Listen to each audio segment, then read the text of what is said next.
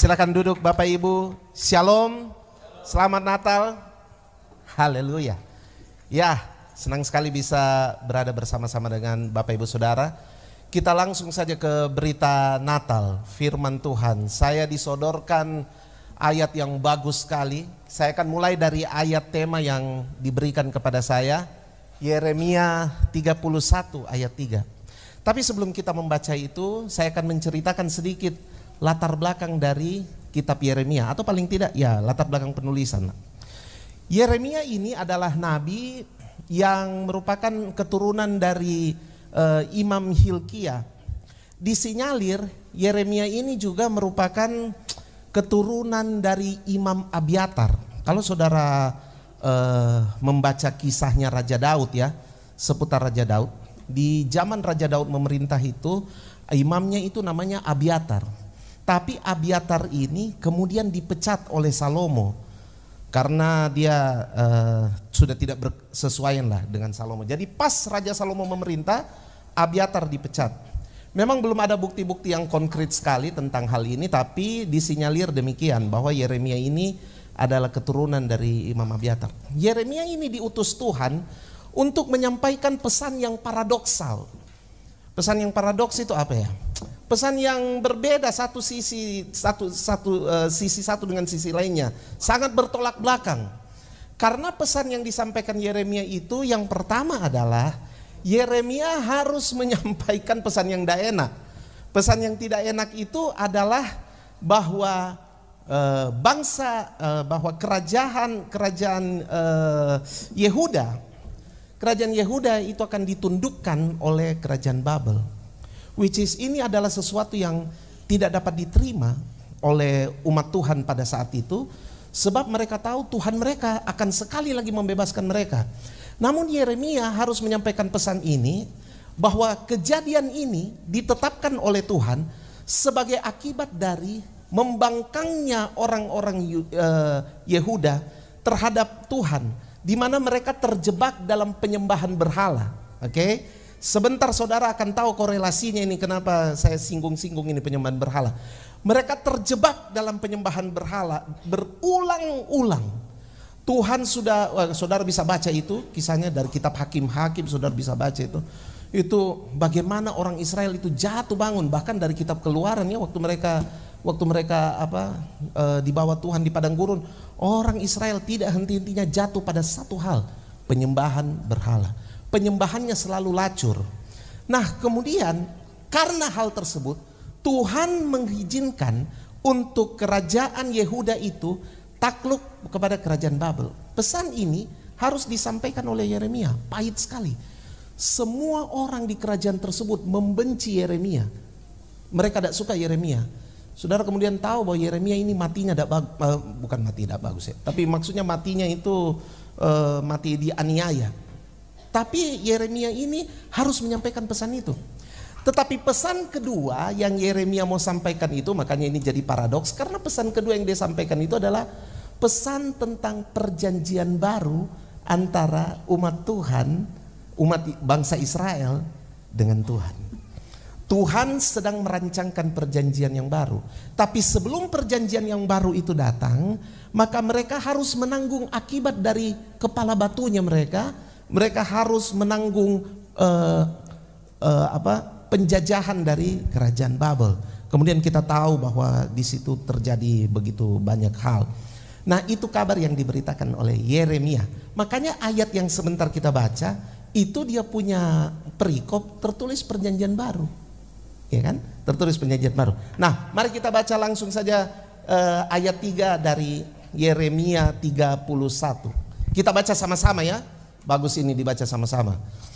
1, 2, 3. Nah, tema yang dikasih sama saya unlimited love.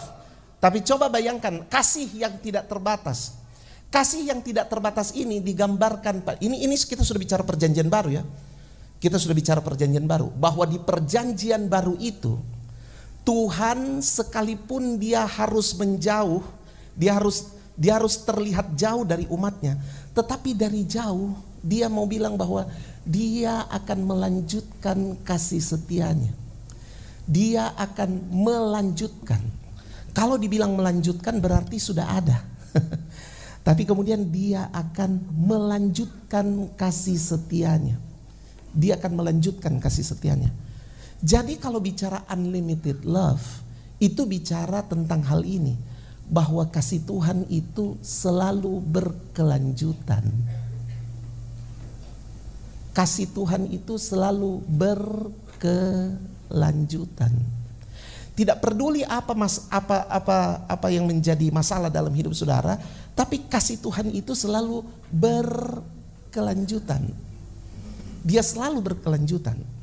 Dan kalau bicara berkelanjutan, kabar baiknya adalah bukan cuma kita secara pribadi yang mengalaminya secara berkelanjutan, tetapi keturunan kita itu akan mengalaminya secara berkelanjutan.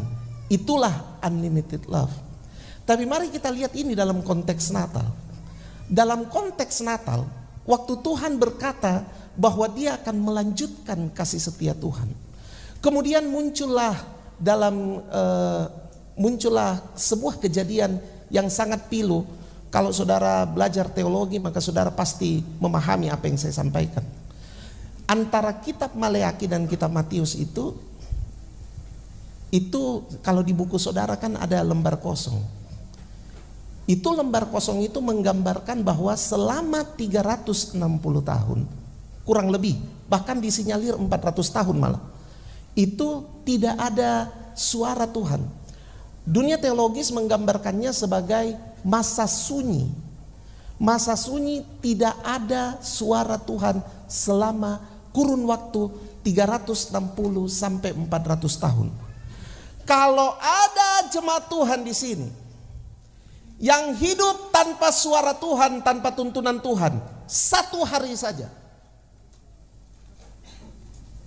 jangan-jangan saudara salah waktu hidupnya.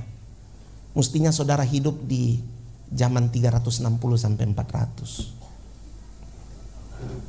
Kenapa saya bilang begitu? Karena normalnya kita dengar Tuhan. Nah, sebentar saudara tahu kenapa itu normal. 360 sampai 400 tahun tidak ada suara Tuhan. Tiba-tiba muncul Matius 1 ayat 23. Memang Matius itu bukan kitab pertama dari perjanjian baru. Dari keempat Injil itu kitab yang paling duluan ditulis itu mungkin kalau saya tidak salah Yohanes. Matius itu enggak. Tapi saya bersyukur dalam kanonisasi Matius itu masuk di pertama. Karena berita yang dibawa Matius itu luar biasa. Matius 1 ayat 23 tertulis bisa waduh, saya kalau tampak belakang rupanya tidak terlalu baik ya. Baik. Ya, mari kita baca sama-sama. 1, 2, 3. Sesungguhnya anak darah itu akan mengandung dan menerima seorang anak laki-laki, dan mereka akan menamakan dia Immanuel, yang berarti Allah menyertai kita. Allah menyertai kita. Bayangkan 360 sampai 400 tahun masa sunyi Tuhan tidak bicara, tapi sekali-kalinya dia bicara ini, dia mau menyertai kita. Nah, kata Immanuel ini itu bukan cuma kata. Ketika perjanjian baru dimanifestasikan, ketika perjanjian baru dieksekusi oleh kerajaan sorga, maka Tuhan itu memakai Immanuel sebagai identitasnya. Jadi melanjutkan kasih yang kekal itu, Tuhan memulai dengan menetapkan perjanjian baru, di mana perjanjian baru itu dijalankan dengan mengambil identitas yang menyertai. Itulah sebabnya saya berkata begini, Tuhan itu punya banyak kelebihan, tapi satu-satunya kekurangan Tuhan, bukan kekurangan, satu-satunya ketidakmampuan Tuhan dalam tanda kutip. Satu-satunya ketidakmampuan Tuhan itu adalah meninggalkan saya dan saudara. Dia tidak mampu tinggalkan Anda. Mengapa dia tidak mampu tinggalkan Anda? Karena dia Immanuel. Dia mengenakan identitas sebagai yang menyertai. Saya selidiki kata Immanuel, ternyata kata Immanuel itu tidak sesopan itu artinya. Tidak sesopan, maksudnya tidak sesopan ini. Aku menyertai. Tidak sesopan itu sebenarnya. Immanuel itu punya arti begini. Aku bersikeras menemanimu. Coba pikir ulang dulu itu. Ini Tuhan kau ini. Yang dia menguasai segala sesuatu. Terus buat saudara, dia datang terus dia bilang gini, saya bersikeras sekali untuk temani kok. Kira-kira bagaimana saudara? Gila urusannya. Kita saja, kita punya ketua sel datang tanya-tanya sama kita, apa kabar, bagaimana? Begitu tutup telepon langsung bilang gini, ini ketua selku toh, gila urusan sekali. Tanya-tanya kita, buat apa dia tanya-tanya kita? Ngapain begitu? Kita ini harus ada privasi, harus private. Tidak boleh kita diganggu-ganggu. Sedikit-sedikit kalau kita tidak muncul di gereja, kenapa tidak muncul di gereja? Sosok perhatiannya ada. Kita sekarang punya tanggapan tentang perhatian negatif. Kenapa bisa negatif? Mungkin saja saudara tidak berjalan dalam penyertaan Tuhan terhadap Anda. Jelas Tuhan tetap menyertai saudara. Tapi apakah saudara berjalan dalam kesadaran bahwa dia memang menyertai Anda? Itu pertanyaannya. Itu pertanyaannya. Coba dudukkan dulu itu pemikiran itu. Saya sadar jika ini kalau Tuhan mau temani saya. Sadar? Oke. Kalau kita sudah sampai di situ, maka kemudian lihat ini baik-baik. Waktu Tuhan menyertai, dia itu mau menyatakan kemuliaannya. Sekarang saya pergi ke Lukas pasal 2. Lukas pasal 2 itu cerita tentang encounter gembala dengan bukan malaikat, bukan sekedar malaikat saudara. Yang datang pada gembala-gembala itu adalah pasukan bala tentara sorga. Oke? Pasukan bala tentara sorga. Terus ini pasukan bala tentara sorga, dia datang bukan for berperang. Dia datang for menyanyi. Dia datang untuk menyanyi. Saya juga waktu baca ini ayat, saya pikir-pikir begini. Kenapa Tuhan tidak kirim choir kerajaan sorga? Kalau memang tujuan cuma mau menyanyi, kirimlah choir kerajaan sorga. Tapi Tuhan tidak kirim choir kerajaan sorga. Tuhan kirim pasukan bala tentara. Nanti kalau kita perhatikan isi nyanyiannya, baru kita mengerti kenapa pasukan yang harus datang. Lukas pasal 2 ayatnya yang ke-14. Ayat yang ke-14. Mana? Ya. Kita baca sama-sama ya. 1, 2, 3. Kemuliaan bagi Allah di tempat yang maha tinggi, dan damai sejahtera di bumi di antara manusia yang berkenan kepadanya. Waktu pasukan bala tentara sorga menyanyikan ini, dia sedang menetapkan apa yang bisa diakses oleh manusia oleh karena terjadinya unlimited love itu, kasih yang berkelanjutan itu. Jadi kasih yang berkelanjutan, which is itu adalah new covenant itu, perjanjian baru itu kemudian meluaskan manusia yang beriman kepada Tuhan untuk mengalami dua kemuliaan Tuhan. Yang pertama adalah dalam Lukas 2 ayat 14 itu, mohon ditampilkan saja supaya saya tidak lost. Ya. Yang pertama adalah kamu akan menikmati Tuhan yang mengatasi segala sesuatu. Makanya disebut di situ yang maha tinggi.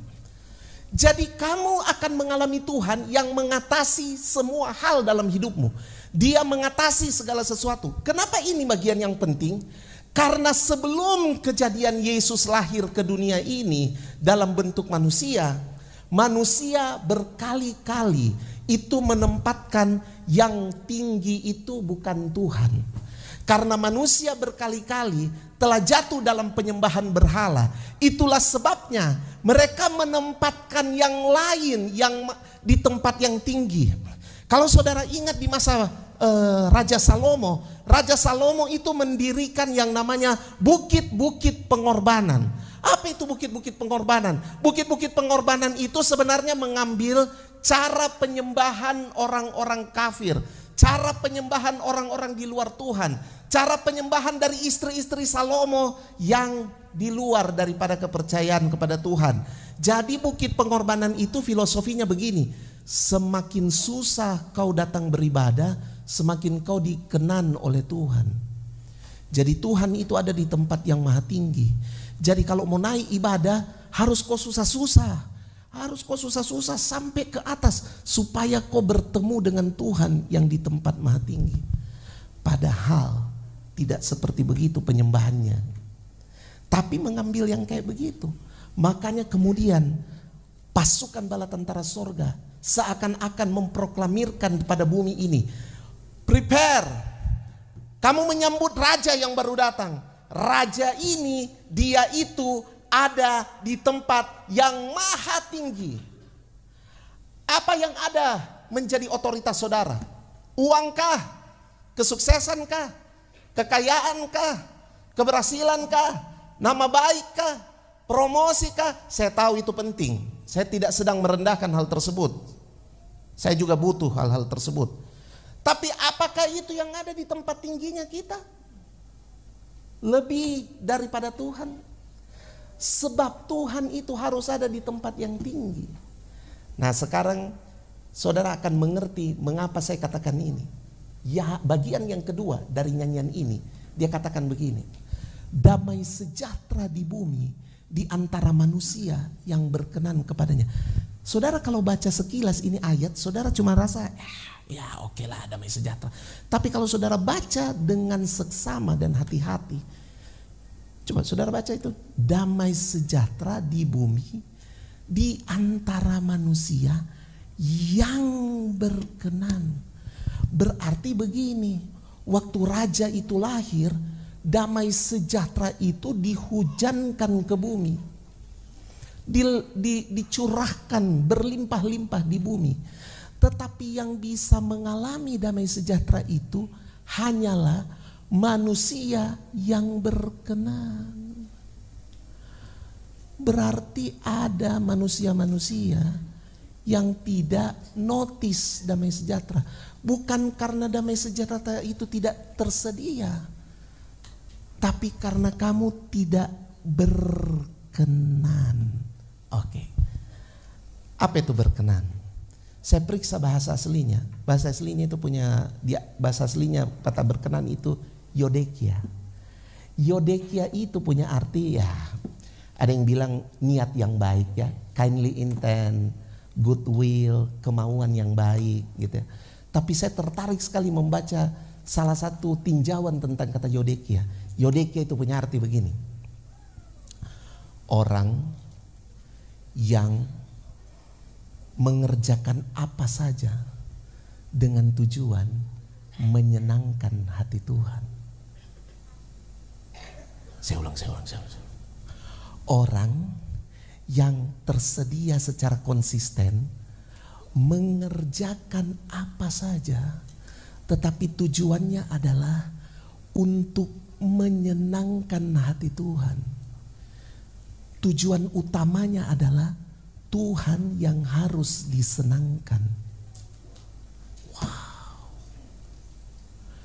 Jadi saudara berbisnis, tujuan saudara adalah bisnisku ini harus menyenangkan hati Tuhan. Saudara jadi guru, saudara punya tujuan adalah profesiku ini pada akhirnya harus menyenangkan hati Tuhan. Saudara jadi apa saja, saudara mengerjakan hal ini karena saudara mau menyenangkan hati Tuhan. Masa saudara harus belajar dari tokoh-tokoh sekuler untuk hal tersebut? Kelihatannya sekuler ya. Saya punya banyak nama yang mereka sukses, tetapi intensi mereka dalam mengerjakan apa yang membuat mereka sukses itu hanyalah karena mereka mau menyenangkan hati Tuhan. Saya kasih daftar. Yang pertama ada pesepak bola Brasil namanya Ricardo Kaká. Ya, Ricardo Kaká. Dia lebih dikenal dengan nama Kaká. Kalau orang Ambon mungkin lebih bagus kalau panggilnya Kaká. Kaká. Ya. Kaká ini itu pesepak bola asal Brasil. Dia anak Tuhan sungguh-sungguh. Dia hebat. Dia luar biasa. Pemain sepak bola yang disegani. Luar biasa prestasinya. Googling saja kalau saudara mau tahu. Saya tidak usah terangkan apa prestasinya. Saudara Google saja. Cari Kakak. Saudara tahu dia itu apa. Tapi Kakak ini sepanjang karirnya, dia itu cuma mengejar ini. Saya bermain bola untuk menyenangkan hati Tuhan. Tidak sukses kah dia? Yang kedua, ada pemain basket yang lagi happening sekarang, 3-point shooter, namanya Stephen Curry. Stephen Curry itu anak Tuhan sungguh-sungguh. Tapi Stephen Curry itu punya intensi menjalani karirnya itu adalah, saya mau memuliakan Tuhan. Dan dia ya, saya mau menang, saya mau kalah, saya harus menyenangkan hati Tuhan dalam semua yang saya alami dalam pertandingan itu. Saudara tahu Stephen Curry 4 kali juara NBA. Hari ini dia adalah penembak 3 angka terbanyak sepanjang sejarah bola basket dunia. Tapi intensinya adalah apa? Menyenangkan hati Tuhan. Cukuplah dengan tokoh-tokoh masa kini. Sekarang kita pergi ke raja yang saudara kenal. Namanya Raja Daud. 33 tahun memerintah Israel. Selama 33 tahun tidak pernah kalah perang. Adakah raja yang memerintah dalam keadaan chaos dan tidak pernah kalah perang? Daud 33 tahun memerintah, tidak pernah kalah perang. Tetapi apa strategi berperang Daud? Strategi berperang Daud selalu apa? Bertanya pada Tuhan. Kembali lagi apa? Menyenangkan hati Tuhan. Baca Mazmurnya. Kalau saudara baca Mazmurnya, saudara tahu sekali bahwa Daud itu tujuannya cuma apa? Menyenangkan hati Tuhan. Wow. Jadi kalau saudara mau berkenan kepadanya, saudara harus apa saja yang saudara kerjakan, tujuannya itu menyenangkan hati Tuhan. Oke, saya tutup dengan ayat ini. Begitu saya bilang saya tutup, beberapa wajah sumringah. Haleluya. Ya, saya kan cuma bilang saya mau tutup, tapi kan itu upaya ya. Siapa tahu saya tidak tutup-tutup. Masih saya Jin di mimbar, jadi saya bisa buat apa saya. Kecuali kalau Pak Pendeta Silas kode-kode nih. Ya. Saya berjanji saya tutup di sini. Roma pasal 8 ayat 28. Oke. Roma pasal 8 ayat 28. Kalau kamu mau hidup sebagai orang yang berkenan kepadanya, menyenangkan hati Tuhan, lihat apa yang menjadi usaha Tuhan supaya kamu menjadi berkenan kepadanya. Oke. Apa yang menjadi usaha Tuhan supaya kamu berkenan kepadanya? Kita tahu sekarang, tampilkan saja terus ini ayat ya. Nggak perlu Jim, saya punya muka. Oke, karena saya mau pelan-pelan di ayat ini. Kita tahu sekarang, sama-sama bilang kita tahu sekarang. Saudara tahu itu artinya sekarang? Saudara cuma tahu saat ini toh? Tapi sekarang punya tinjauan saat ini tuh begini. Ini saya berdiri di tempat putih ini saya punya sekarang, toh. Saya maju satu langkah begini, ini juga saya punya sekarang, ya toh? Saya maju lagi ke depan, ini saya punya sekarang. Jadi waktu Paulus bilang kita tahu sekarang, itu dia memang bilang gini, kita tahu setiap waktu, oke? Paham ya? Kita tahu setiap waktu. Apa yang kita tahu setiap waktu? Pengetahuan kita di setiap waktu itu adalah bahwa Allah turut bekerja dalam segala sesuatu. Allah turut bekerja dalam segala sesuatu. Begini tuh turut bekerja Pak Ibu. Turut bekerja itu begini. Kamu bahkan tidak perlu berteriak sama dia. Kamu bahkan tidak perlu berseru-seru sama dia. Dia datang dan bilang gini, mari sini, boleh saya masuk di segala sesuatumu. Halo? Perkataan saya ini jangan kemudian saudara artikan sebagai, oh tidak perlu berdoa di. Bukan begitu intensinya. Kita tahu sekarang bahwa Allah turut bekerja. Saudara, apa segala sesuatu saudara saat ini? Apa segala sesuatu saudara? Apa segala sesuatu saudara? Sakit penyakit kah? Bangkrut kah? Diburu pinjol kah? Tidak ada uang kah? Atau apa? Ya. Hampir kita semua ini berlumuran hutang. Karena memang difasilitasi. Tapi yang saya mau bilang sama saudara, segala sesuatunya kita itu Allah begini. Ini Allah yang dalam perjanjian baru. Dia mau turut bekerja. Jadi dia bilang gini, bukan penyertaan Tuhan itu Pak Bu, bukan cuma diam-diam pasif. Immanuel itu bukan diam-diam pasif Bapak Ibu. Immanuel itu adalah dia dengan segala hasrat dan upayanya mau turut ada dalam segala sesuatu saudara. Dia mau ikut teridentifikasi dengan kesusahan saudara, kesedihan saudara, kemalangan saudara. Dia mau turut ada di situ. Dan turutnya di situ bukan cuma for cari-cari tahu. Kita kan ini punya turut kan lain-lain tuh. Kita turut cuma mau tahu cerita. Itu.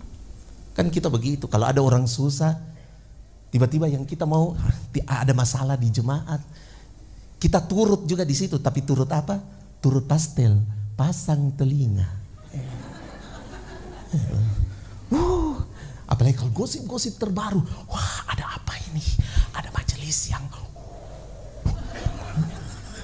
wah, jadi kita punya turut itu turut-turut negatif, turut-turut pasang telinga, turut-turut memanaskan suasana, gitu. Kan kita suka begitu. Masa saudara pura-pura ada tahu? Kalau ada yang bercerita nah, iyo memang, saya tahu sekali itu Pak, memang manyala abangku, manyala. So bukan api Roh Kudus lagi, menyala lain. Tapi Tuhan itu dia turut bekerja. Aduh. Terus dia turut bekerja untuk apa tujuannya saudara? Mendatangkan kebaikan. Tuhan tidak pernah punya maksud-maksud yang buruk. Tapi kalau dia bekerja, dia mau supaya saudara. Itu kalau saya mau gambarkan itu begini. Tuhan mau itu supaya kita begini. Kok baik-baik Ji? Kalau ada pertanyaannya Tuhan tiap hari sama kita, Tuhan itu selalu mau tanya begini, kok baik-baik Ji? Ya, kok baik-baik Ji? Karena dari ayat ini kita tahu intensi Tuhan itu ingin melihat kita baik. Amin. Dia mau lihat kita baik. Tapi kebaikan ini dikerjakan Tuhan bagi mereka yang mengasihi Dia. Nah, Paulus kemudian definisikan yang mengasihi Dia itu kayak apa? Yang mengasihi Dia itu adalah mereka yang terpanggil sesuai dengan rencana Allah. Kata terpanggil di situ berarti kata inisiatif. Iya toh? Beda itu terpanggil dengan dipanggil. Kalau dipanggil saya kasih begini dulu baru datang. Kalau terpanggil kita tidak panggil dia datang. Orang yang terpanggil itu berarti inisiatif. Sesuai dengan rencana Allah. Sesuai dengan rencana Allah berarti diselaraskan, dicocokkan dengan apa saja yang Tuhan mau. Jadi kalau saya mau baca ayat ini bicara begini. Orang yang mengasihi Dia itu adalah orang-orang yang berinisiatif untuk selalu dicocokkan dengan apa saja yang Tuhan mau. Apakah itu bukan menyenangkan hati Tuhan? Itu menyenangkan hati Tuhan. Begitu kamu menyenangkan hati Tuhan, kamu akan dinyatakan kemuliaan Tuhan berupa. Ya, tadi saya bilang saya mau tutup, ini betul-betul saya tutup saudara-saudara dengan ayat terakhir. Kan masih saya di mimbar tuh, saya bisa tutup. Yeremia, Yesaya 9, sorry. Ini ayat Natal saudara sudah tahu kan? Yesaya 9 ayat 6. Kalau di buku saudara ayat 5. Oh, berarti di atas ayat 5. Berarti ini versi tahu. Ya, itu dia. Mari kita baca sama-sama. 2, 3. Sebab seorang anak telah lahir untuk kita, seorang putra telah diberikan untuk kita. Lambang pemerintahan ada di atas bahunya, dan namanya disebutkan orang. Penasihat ajaib, Allah yang perkasa, Bapa yang kekal, Raja damai. Perhatikan saudara, nama-namanya ini bukan dibilang gini, Tuhan bilang namanya itu, enggak. Tapi dibilang bahwa nama-nama ini adalah nama yang disebutkan orang. Itu berarti orang-orang di luar sana mengenali Tuhan yang Anda sembah itu dengan predikat ini. Dan ini predikat-predikat ini harusnya dialami oleh semua orang percaya. Harusnya jadi realitas semua orang percaya. Semua predikat-predikat ini harusnya menjadi kemuliaan Tuhan yang dialami oleh mereka yang berkenan kepadanya. Apa itu? Yang pertama, penasihat ajaib. Penasihat ajaib itu bukan nasihat-nasihat sembarang, makanya jaga mulut kita. Karena kita itu mengalami nasihat yang membawa kita kepada magical world, dunia keajaiban. 1 Petrus 2 ayat 9 berkata bahwa kita dipanggil dari terang kepada kita dipanggil dari gelap kepada terang yang bukan cuma sekedar terang, tapi terang yang ajaib. Wow, berarti dalam terang yang ajaib itu muncul juga nasihat-nasihat yang ajaib. Makanya kalau orang yang mengalami kemuliaan Tuhan, dia kalau buka mulut, yang keluar dari mulutnya adalah keajaiban-keajaiban yang mengubahkan kehidupan orang-orang. Bagaimana dengan mulutnya kita? Jangan-jangan ya membuat keajaiban sih. Maksudnya orang yang tadinya baik-baik hidupnya jadi tidak baik. Yang kedua adalah penasihat. Ya, balik lagi di Yesaya 9 tadi itu. Ya, penasihat ajaib, Allah yang perkasa.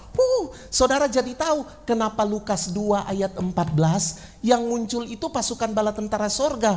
Kemuliaan Natal itu adalah kemuliaan di mana Tuhan itu establish dirinya kepada semua orang yang percaya bahwa dia adalah El Gibor. Itu Allah yang perkasa. Itu dalam bahasa aslinya bilang El Gibor. Apa itu El Gibor? Pahlawan perang.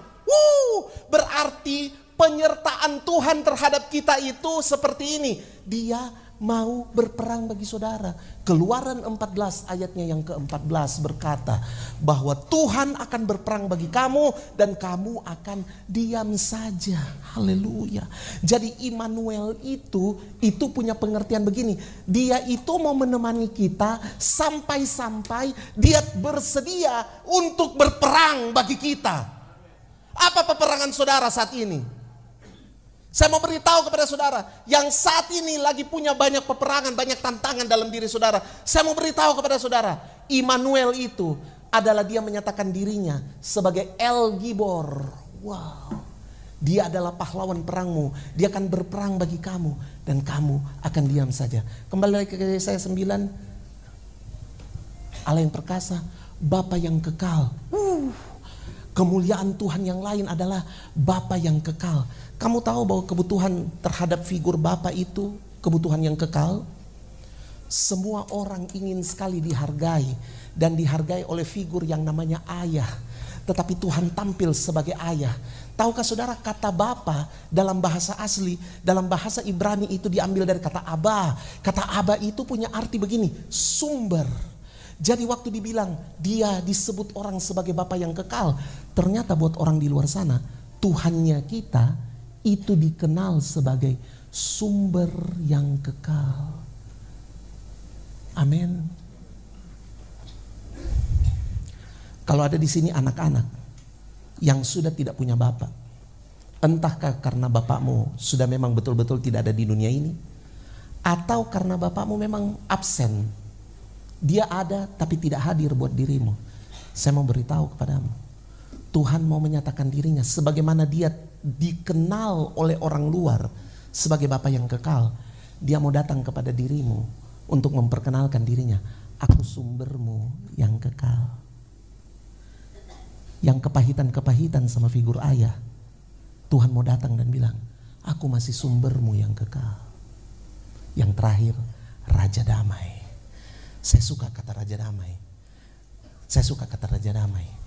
Karena berarti itu begini, raja itu orang yang berkuasa, damai itu tenang. Berarti Raja Damai, dia memerintah dalam ketenangan. Tuhan kita bukan memerintah dengan panik. Tuhan kita bukan memerintah dengan kajili-jili. Tuhan kita memerintah dengan ketenangan. Dengan ketenangannya, dia membuat tenang badai. Amin. Saudara tahu bagaimana Yesus menyeberang, lalu kemudian mereka digoyang sama angin sakal. Lihat baik-baik. Tuhan Yesus tenangkan. Karena apa? Dia Raja Damai. Dia Raja Damai. Dia selalu menenangkan. Saya merasa begini. Ada pasangan-pasangan suami istri di sini yang lagi tidak damai. Anda ada di sini dan Anda sebenarnya tidak damai. Sebenarnya Anda tidak damai. Tapi Tuhan mau bicara buat Anda. Tuhan mau berkata, saya yang memberkatimu. Saya masih dan akan selalu jadi Raja Damai. Saya percaya setelah ini Roh Kudus bicara buat Anda. Dan Anda akan melihat betapa manisnya kasih Tuhan di antara Anda dan pasangan Anda. Saya berdoa itu terjadi dalam nama Yesus. Baginya lah segala pujian, hormat dan kemuliaan. Baiklah kita mengalami kemuliaan Tuhan yang sedemikian supaya kehidupan kita menjadi kehidupan yang berkenan di hadapannya. Karena orang yang berkenan di hadapannya, itulah yang akan mengenali kemuliaan Tuhan yang telah disediakan bagi kita di bumi. Selamat hari Natal, Tuhan Yesus memberkati. Haleluya.